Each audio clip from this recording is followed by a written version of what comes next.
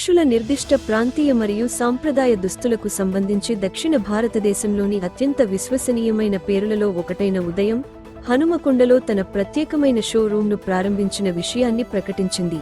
ఈ నూతన showroom arts మరియు సైన్స్ కళాశాల ఎదురుగా నేడు ప్రారంభించారు.